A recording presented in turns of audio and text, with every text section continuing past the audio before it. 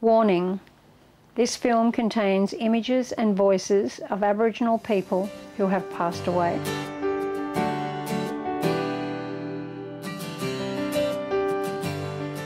Nyingina people are a Mardoowarra people, the traditional owners of the lower Mardoowarra Fitzroy River in the Kimberley region of Western Australia.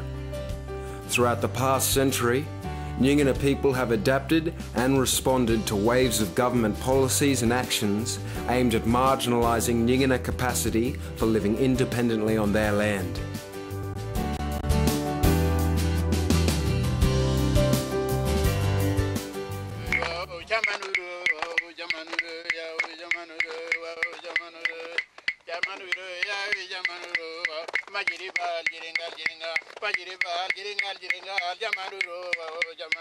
Ngan gaya ngarinya ngan ga pangalagara ji baba ni ubani cukuru ni nyigana ngan ga roll ginjana me nyigana nyigana and me Walmadany. We talk about Winjumo nyigana. Winjumo been started before the Mardoowarra River. Winjumo been start any kind of thing, any kind of feed, any kind of fish and feed and all that binding coming from Winjumo, and we gotta talk about Winjumo, and we make him good. Everyone might look back. Young people, new generation, the Winjumo might bring him up and make him work.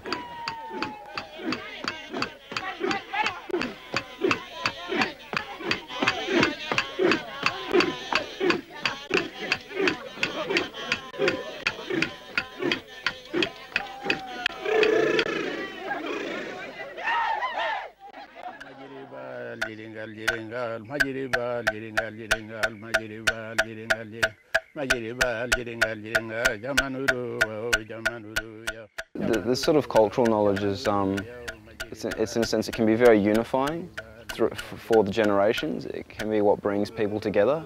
Especially while I was young, growing up out on the station, I was involved in a lot of the cultural camps and things that were being run. So I can say, in terms of my own experience, what being part of culture was like, and going out bush and hunting and hearing the stories, hearing Wunyumbu, I can say it was really valuable to me.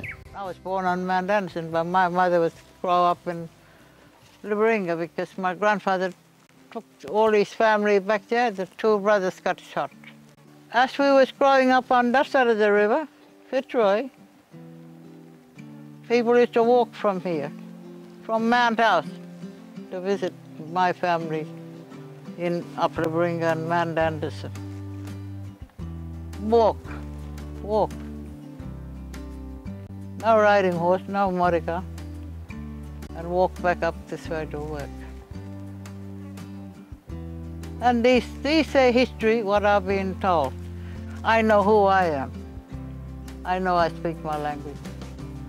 I speak Bunava, I speak Mangala, because I grew up on Mangala on the other side of the river. Good family, right down to Eda, right down to Derby. Derby is a Nyingana town. Nobody changes anything. You don't change nothing. White man can change his rule, but black fellow don't change it. Even a God don't change his rule. Once one never bent. They still belong there. You can go on this side of the boundary, but you have to be aware. You go this side, it's still the same. My family, I don't think they're going to change. They know who they are. They can go visit their own country, their grandparents' country, their grandmother's country, their great-grandmother's country. They can still visit, as long as they know who they are. We still got our young generation. We're still bringing up their rights, what their rights are in their own country. We might have grandparents from overseas, but we are still Australian Aboriginals. It's really important to understand history, to understand pre-colonisation and post-colonisation, understanding how the Kimberley was developed and how that relates to how different parts of Australia was developed. For instance, some of the practices that white people practice in Sydney, they were still practicing it over here 130 years later in the Kimberleys. They were still culling people out for the purpose of just getting people off the country. And then you look at how it was sought to stop killing people. Then the assimilation policies came in and they were putting people either into missions or people became fringe dwellers on the stations, living on the outskirts of stations because they saw them as an important part of labour to build these industries. The main issue was the real issue of ownership of land, the real issue of rights, the real issue of having the responsibility to have a say in the way in which governments or departments deliver services in the community. So that brought about a more serious line of discussion in which the Kimberley Land Council was pretty much the only political voice that was structured enough to be able to take on the government about real Indigenous rights in this country. They think that we people here are dumb to our land, but they don't quite understand what it means to us. We have things here that been handed from our great-grandfathers, and as this generation now still carry on the past. And this is more important to us. Even our sacred areas, those are the things that we really don't like the mining people to ruin up. That's the argument we have with the government all the time. But government don't hardly see what the point we really get at. They like to just take what they can see. They just don't know how much they hurt our feelings. It hurts our memories and our families and our young generations. But we hope this time will come when other governments might realize that there's a human being, hardly can read and write, but he still has protection over his land, what he can see, what he can hang on to. Now what I'm saying is that we want the land rights and human rights and treaty be signed by the Australian government to realize that Aboriginal people will own the land, be an owner, because we might be died and gone tomorrow. But we want that for all of our generations, for Aboriginal race to own the land. And you find that a person in his own state, in his own area, he sort of becomes alive again. That's why land right is so important. Aboriginal people in their own areas, they're different. They think, they even walk different to these people. For the simple reason they're more proud of themselves. They said, this land belongs to me, I belong to it. Nyigina people have been working to build a culture conservation economy on country. In that time, we have been investing in building and strengthening the social capital, the human capital, and the cultural capital. We're looking at economic development, we're looking at pastoral and land management, we're looking at research and development, we're looking at housing and works, we're looking at a whole range of industries, in particular the tourism and ranger strategy. We see all these industries intersecting and being able to develop an extremely holistic model. And part of our equation is that we need serious investment from government, from philanthropic organisations, from non-government organisations to sit down and work with Nyigina people to build a model of best practice for land and natural resource management. Nyigina and Mangla people are looking at the whole of the Kimberley and saying that this is pristine wilderness that not only needs to be protected for Australia, but for future generations of the world. Some of the geographical features that we have on country are very, very precious spaces and places, and Nyigina and Mangla people want to be able to share that opportunity not only with Australians, but people internationally. We believe the Kimberley is a wilderness area that really needs serious protection, And we believe that if we can develop strategies around tourism, land and natural resource management, at the same time building the human capacity of our workforce to be able to accommodate and deliver professional, first-class service on the ground in country as part of our sustainable livelihood strategy. I've always been a strong advocate on looking at other forms of land use, whether you introduce stuff in agriculture or look at permaculture, horticulture, aquaculture, growing of trees. There are all those different types of land use that are there. Then on top of that, you've got the tourism industries and you've got your small stores and you generate money like that pays for someone's wage, but it also contributes to the community in a bigger way. We need to start looking at bigger forms of economic development with our communities, because I believe economic development is the foundation, is the backbone to everything on top of it. And I think that's what's got to be the concept within our nation, is about strong people, strong culture, and a strong economic base. I think there's a new conversation happening at the Australian level, and that conversation really needs to be seriously grounded in the United Nations Declaration on the Rights of Indigenous People. We need to be looking at new ways to use that as international benchmarks for how we start to ground Indigenous development in the North. The Kimberley is important internationally because of the incredible landscapes here, the nature and the culture of this place cannot be found anywhere else on the planet.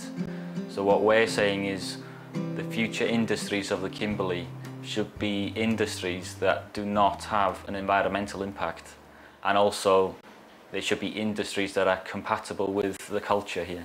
The Kimberley is under attack.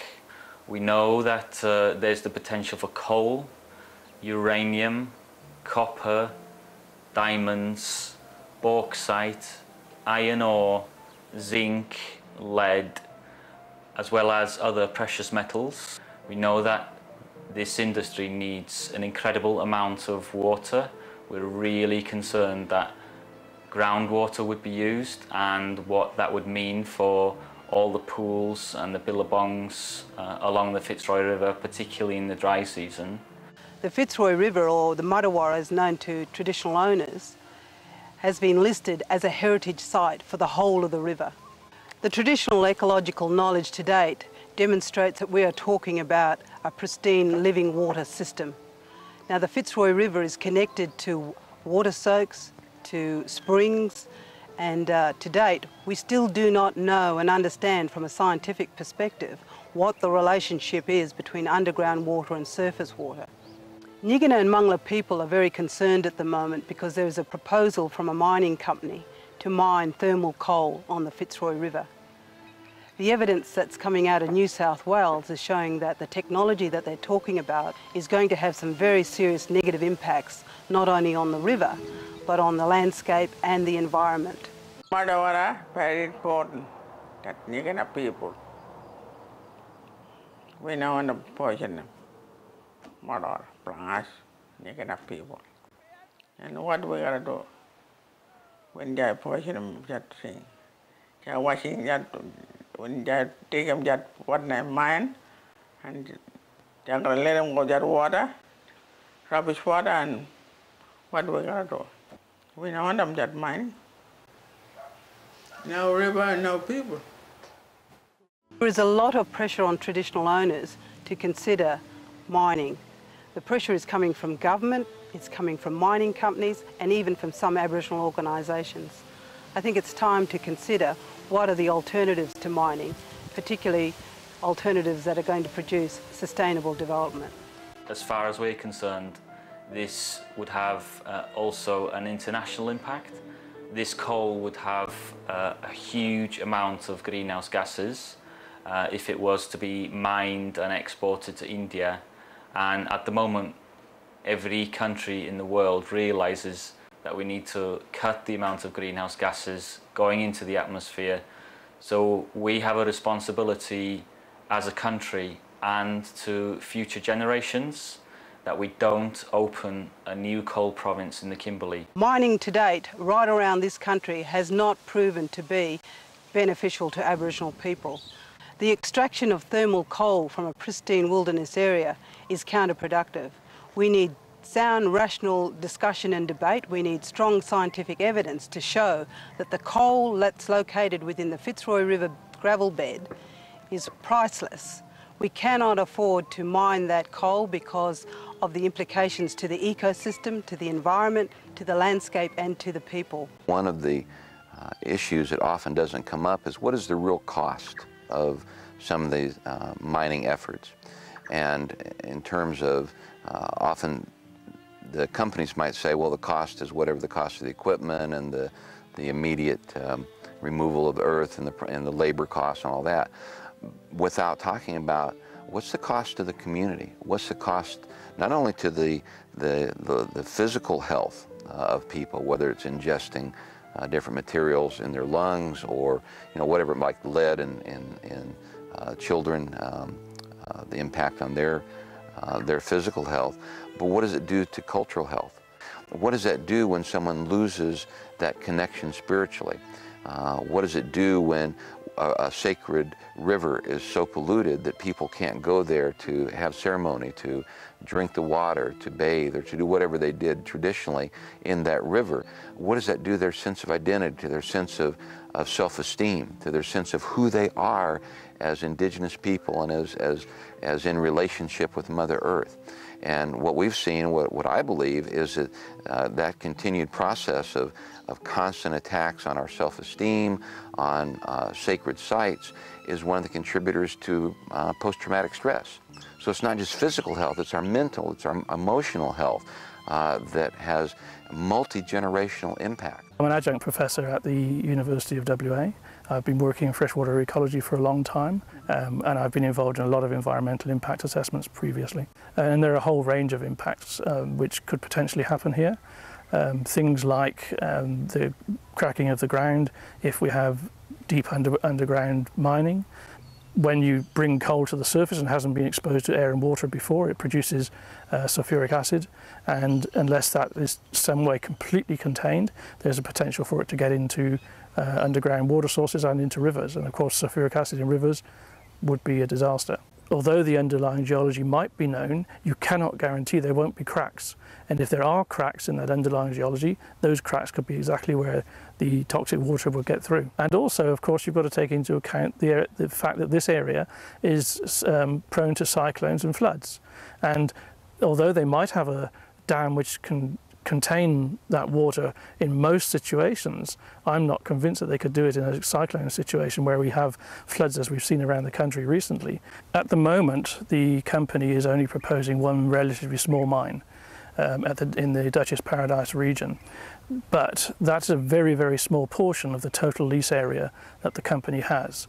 In total, the company has a lease area of about 8,000 square kilometres. One of the things that the study has found out is that we simply don't have all the information we need to, at this point, to make an informed decision. I think one of the other things we need to consider is the overall carbon footprint of a coal mine. If Australia is serious about carbon reduction in the future, then surely at this stage we should not be adding to carbon pollution by doing something we know produces extra greenhouse gases. In other words, we shouldn't be coal mining at all, leave alone opening new mines. This world is everybody's world, and we all live here together. And people who make policy about environmental protection often tend to look at universities or scientists trained in a Western way or other activists who are pursuing their goals, when in fact the group that is most often overlooked and yet has probably the greatest wisdom of any group in terms of relation to the environment are the indigenous communities. And so it's absolutely imperative that these communities be involved in the dialogue in addressing issues like climate change and how to mitigate impacts of other pollutants and how to work with communities for future development in a way that's sustainable, in a way that can be maintained without impacting the environment. And so including these communities is absolutely critical. And if we are to survive, then we have got to listen to indigenous peoples, and we've got to build those links between non-native and native communities and move forward as partners and in partnership of equals. And coming to the table doesn't mean simply sharing ideas, which is a very important part. It means being part of the decision-making process, not simply being informed after the fact, but being part of determining the steps that are taken forward and being true equals in that process. So that might mean changes in some of the policies and laws and other ways that the decisions are currently being made in different communities and societies and states and nations to include indigenous people in that process and make it imperative that their voices are heard throughout that process. Please, just give us a fair go. And the education, and the job, and the back to the community. We are bad people. They tell us we're not a bad people. They made us bad to stand up and fight for our rights. All we need is our rights back. Rights for the people to look after their own country, speak for their own country. We can run the country. We know what the rules are. We never forget. Together, shoulder to shoulder. We know what's right and what's wrong. Sorry about that, but we still got our culture. We still got our role. We still got a role to play.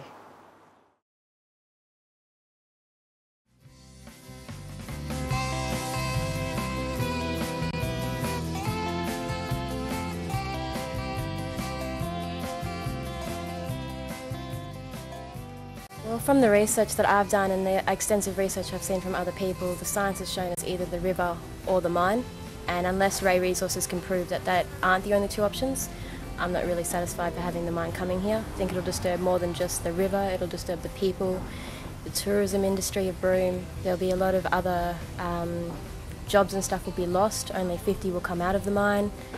So far it just seems like there's more negatives than positives. I mean, the Fitzroy River supplies a lot of water to pretty much the whole Kimberley, so just to risk it, it's not good. We haven't really been allowed to learn the information before they've made the decision that they want to go ahead and apply for the mining lease.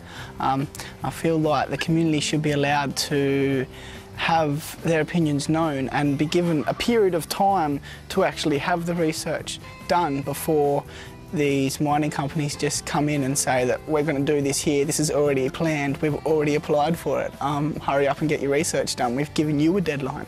I don't think that mining should be done along the Fitzroy River because no matter what sort they do, they're disrupting the whole environment there, and like if you mess one little thing up, it can, it's like the ripple effect, basically. So, you do something over here, but it could affect something way down there. Once they leave, we're going to be the ones that are left with the land, and we're the ones that are going to have to deal with it along down the track, along with our children and their children. It just feels like a really unsustainable and short-termed way to look at it. There is this link between song and dance and culture and language that's directly involved with the land. And to just come in and decide that you're going to, rip a bunch of stuff out of the ground, digest it and then leave without any kind of consideration of how that's going to affect the environment is also an inconsideration about the culture it'll impact upon. They're talking about it creating jobs, but you look at it, there's not many jobs there. And are they really going to put in the time and effort to train up Indigenous people from the area? At this point, the Kimberley is completely untouched and pristine, and we are on the point of being able to keep that the way it is for future generations, or we can rape and plunder it for a few dollars. Choice is ours.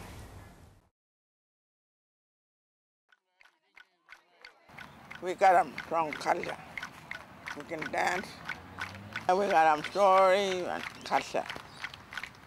From us, all people.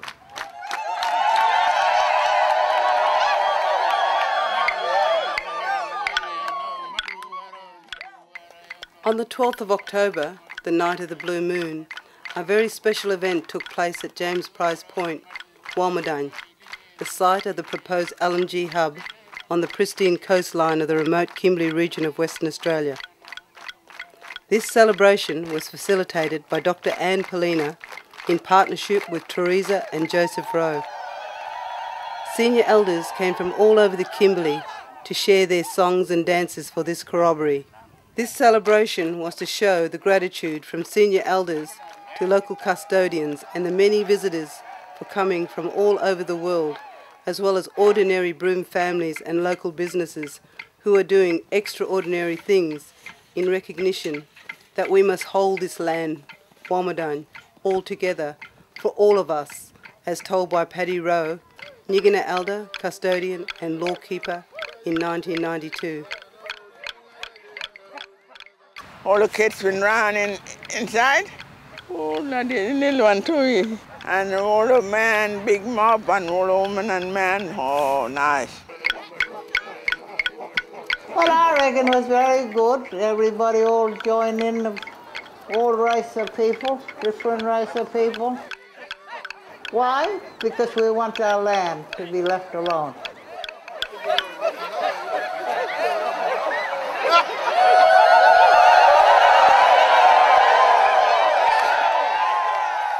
We can get happy or good, make a place happy. One black and white, one fight for country. When they are portion and what do we got up? Nothing. People go on fishing here in sea, and what when they are portion just ching from there, you gotta die everything, fish and dogang, coral, everything. We don't want the mining here in Rice Point, we don't want them. All people been buried there in Rice Point. Now touch him. Get the low people been die there. Till they all on that Rice Point. I felt sad. Old people, bring our old people back our memories and old people singing with us. They were present with us.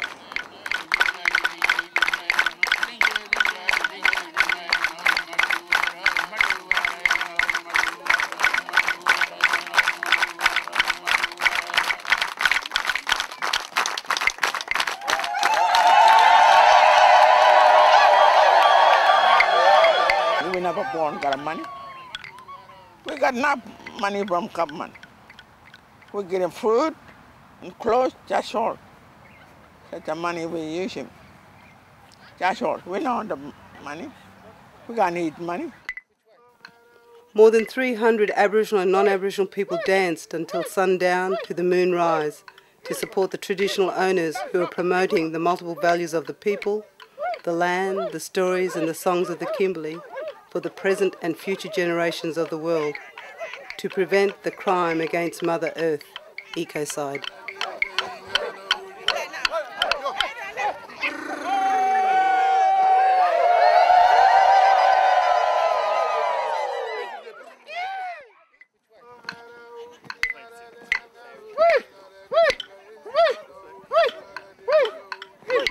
Keep going. Now stop. Keep going.